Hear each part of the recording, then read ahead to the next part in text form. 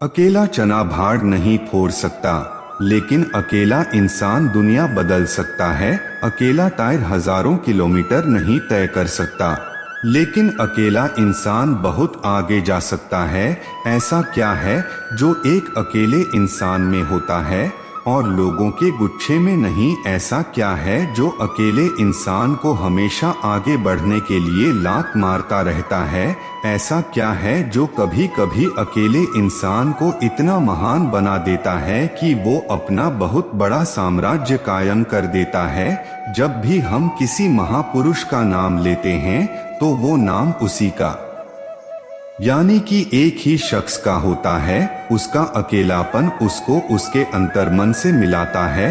वो अकेला इंसान उस काम को नहीं करता जो उसको आता है, वो अकेला इंसान उस काम को करता है जो उसके लिए उस पर जरूरी होता है। आप चाहे वो काम उसका वजूद बनाए रखने के लिए जरूरी हो या उसकी जीत फिक्स करने के लिए। अकेले इंसान को पता होता है कि उसकी मदद के लिए कोई नहीं आने वाला, इसलिए वो औरों से उम्मीद करना छोड़ देता है। उसको पता होता है कि अगर वो आगे नहीं बढ़ा तो पीछे आ रही भीड़ उसको कुचल देगी। और यही दूसरों से उम्मीद ना करने वाली क्वालिटी ही उस अकेले इंसान को मजबूत बनाती है, उसको आगे बढ़ने के लिए लात मारती है।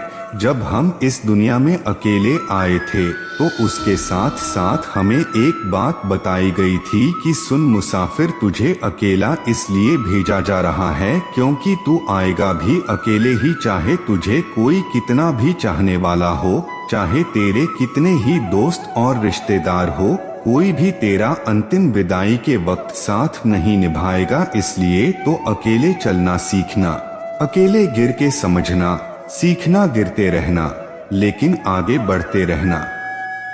लेकिन अफसोस कि हम उस चीज को तभी भूल जाते हैं जब हमें थोड़ी समझ आना शुरू होती है।